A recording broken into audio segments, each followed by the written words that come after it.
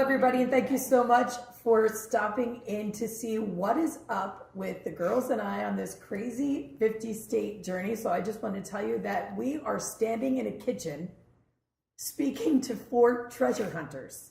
Okay? Let me repeat.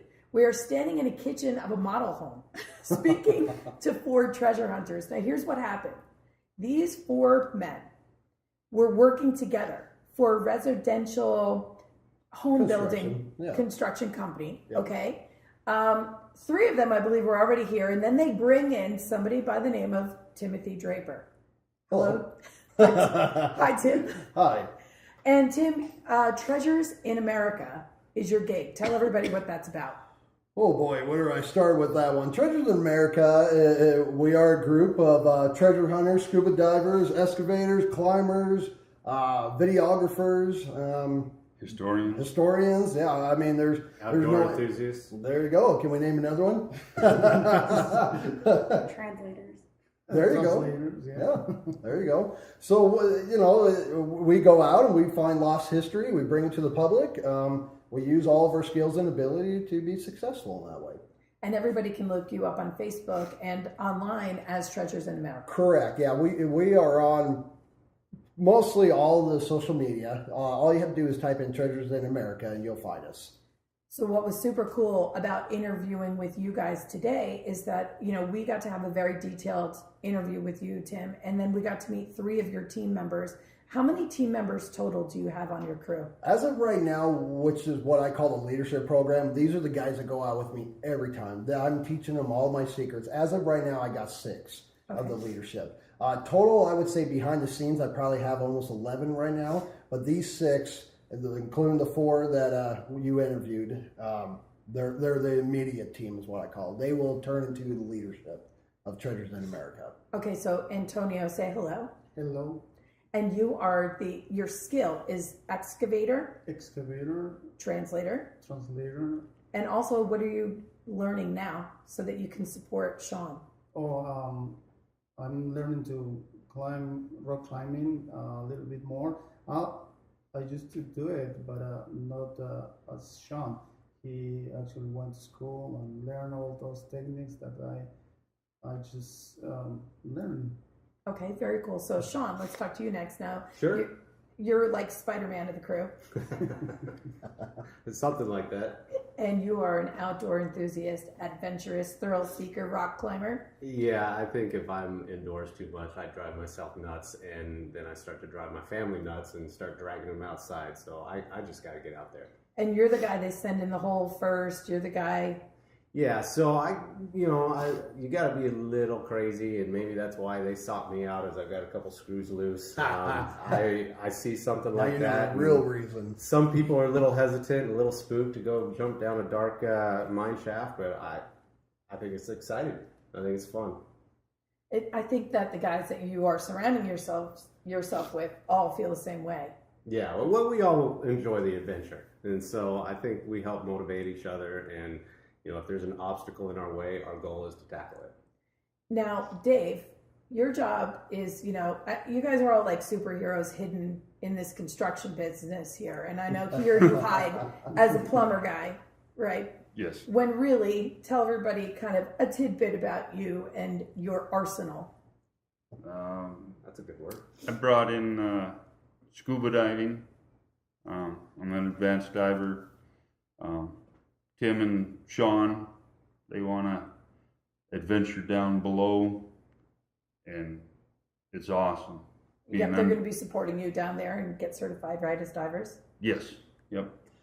Dave is pretty knowledgeable. You'll be surprised. He's funny. Actually, all my guys are knowledgeable. I didn't just pick them just because they can climb, just because they have 25 years of heavy equipment and diving and stuff like that. These guys are smart. You really sit down with them. You spend a couple of nights with these guys, and you'll see that they all have been there and done that. And there's a lot more to them than just what it looks like.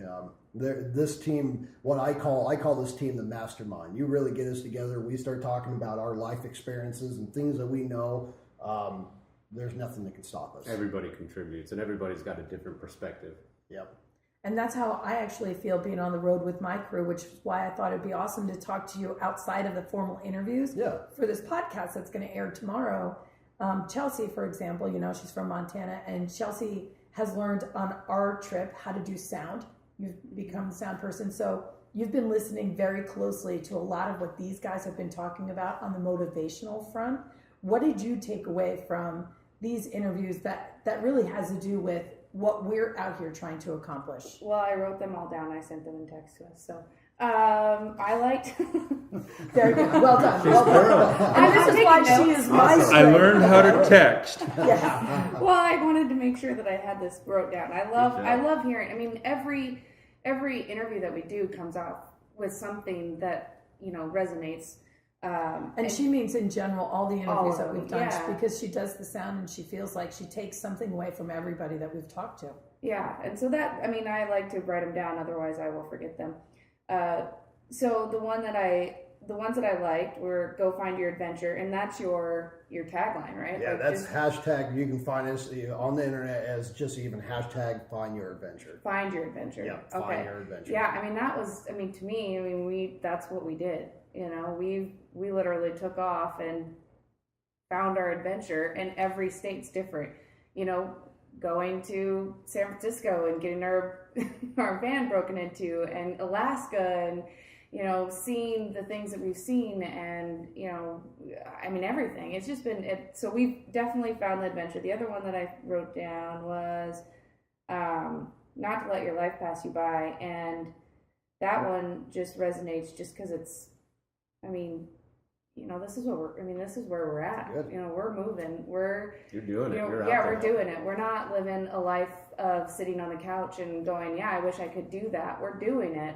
Yeah. And all of us, envisioned this in the sense, with her passion, or with Cassie's passion, and, her passion to motivate other people, brought her here, and my passion to just start living life again brought me here. It's to go find that. And then the other one was, let's see, treasures that inspire you. So, treasure is what inspires you.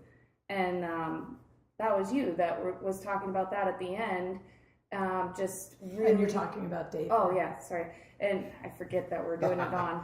Dave. But yeah, Dave was talking about that in the end, is that how treasure really is what inspires you. And for us, it's, every day we're inspired by people, doing something different. And we've talked to various people that have been in all walks of life, and it's been pretty cool. So, and everybody has their different treasure.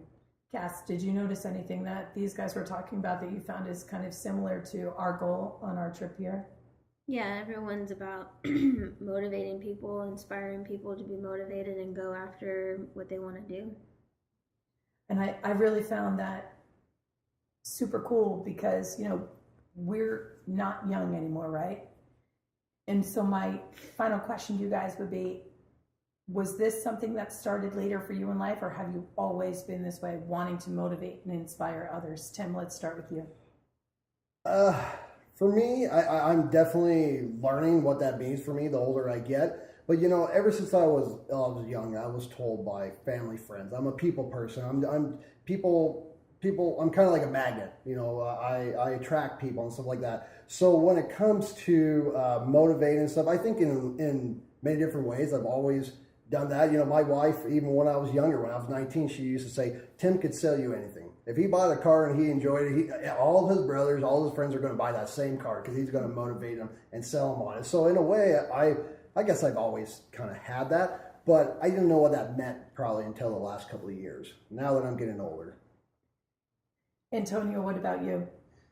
I always been looking for something to do. Always trying to with my family to do outdoors stuff like I like, and my wife likes to. But now we found each other, and we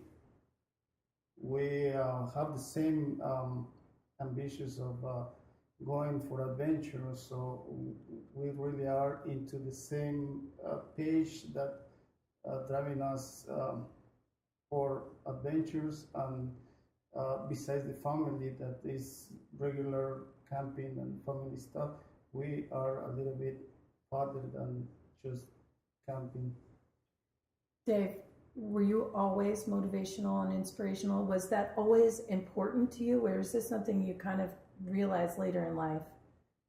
I think I was mostly motivated most of my life.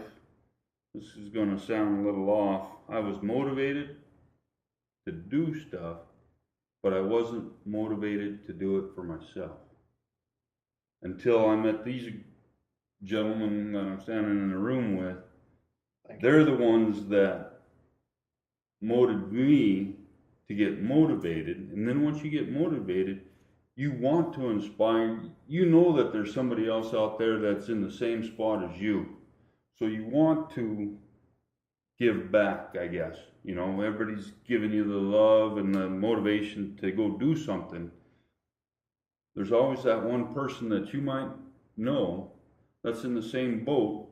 Well, it's time to kick him out and make him swim. I feel like you got a second chance at doing exciting things, you know, because you retired from the military, then you went back over there to Afghanistan, right? You did 10 years in security, and I feel like I did a stint over in Bosnia, Kosovo. Then I went over to Iraq, spent almost 5 years there, and then finished up in Afghanistan.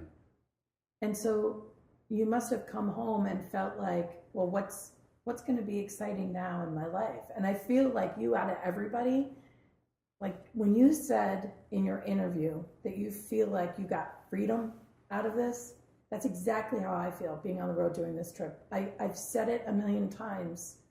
If you ask me one word, I would say freedom, the freedom to do this. And I'm so appreciative. And I feel that same vibe coming from you. Exactly. You come back home and you hear the stories on TV, you know, about the soldiers and everything. And we're stuck in that rut, you know, like you're missing the excitement, the adrenaline, different type, but you have to change because we're not in that situation anymore. And this is kind of like a release. It's like I'm getting the excitement, I'm getting some stress, but I'm getting everything out of this group, and it just makes you feel alive. And I feel like you want to share that so much, and not just with veterans, but with retirees, with everybody. I feel that so much from you. Thank you. I think Dave's, I think Dave's seen like a resurgence, like he said, more than anybody else, because he's just, you know, he's been there, he's done that, he's just seen some stuff. And so for him to get out there, it's been, I've known Dave for a while now, and it's been great to watch him. I don't want to say blossom, but it's been great to watch him open up. He and, definitely has opened up. See that side of him come alive again. That's why he's the jokester of the group, right? That's right. Yeah, I had no idea. Even when I brought him onto the team, I had no idea his personality, you know. To me, he seemed like a pretty straightforward guy. And then, you know, it didn't take very long. He started opening up more and more. But, yeah.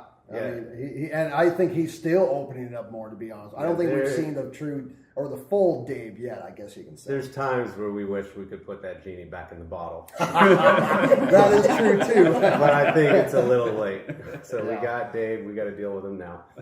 So, Sean, for you then, do you feel like you've always found motivating others or being inspirational in some way? Do you think that's always been a part of who you are, or is this something developed later in your life? No, I think, you know, I'm the oldest in my family. You know, my family situation growing up, we fell on hard times, so it was a responsibility of me and my younger sister to pretty much step in and fill in a lot of aspects. So, you know, and there was times where, you know, we may have motivated others for good or bad, but, you know, you lose track of that. You lose sight of that, and I think all of us in this room have those leadership qualities. But being part of this team, getting out there and finding your passion again, it's been a resurrection for me, for sure. Is there any closing thoughts that you'd like to share with us that we didn't get to talk about today? I would say don't just think it, do it. Get off the couch. you know, don't sit around. That was my biggest drive for me in the last year or two. Like I said, I think in the interview, I don't want to grow up to be an older man sitting on the couch and going, wow, I wish I did this. I had it. I had the information. I had the knowledge. I could have done it, but I didn't. I wish I did. I feel like what I'm doing now and what we're doing as a team is just that. We're not going to look back and go, well, I wish we did. You know, we are trying. We are doing it. And that's the important part right there is try. You know, you may not succeed every time, but you just keep going, keep doing it, keep trying, keep putting that effort in. And surround yourself with positive people. Yeah, that's a good one too. Yep. Don't let anybody sit there and tell you, don't do it. If you have the passion and the drive and the knowledge to do something, don't let anybody hold you back. Cut that tie, be yourself, and go live life. Even if you don't have the knowledge, you have to find people that you can learn from and do what you like. Yep. You Good guys stuff. have a serious secretive brotherhood going on here. And ladies and gentlemen, if you're out and you're at a residential property looking for a new home, you might be looking at a couple superheroes and not even know it. Thank you for including us into this window of your world, because it was really awesome to get this peek, even though you guys are so secretive and you couldn't tell us too much. We hope to hear more, and we'll be following you. And I hope you continue to follow us. So It was our pleasure. Thank you. Thank you for having us on here. Thank you. It's been good. It's awesome. I like surrounding ourselves with positive people. I feel like that's what this was. Everybody was talking about good, positive stuff. So, and could it be these bright blue Motivate Me shirts around the island? you know, I didn't even notice them until now. To be honest, no. We're gonna make you wear these. Oh, We have them in the car, you know, for sale. Awesome. No. Thanks again, guys. Thank you. Thank you.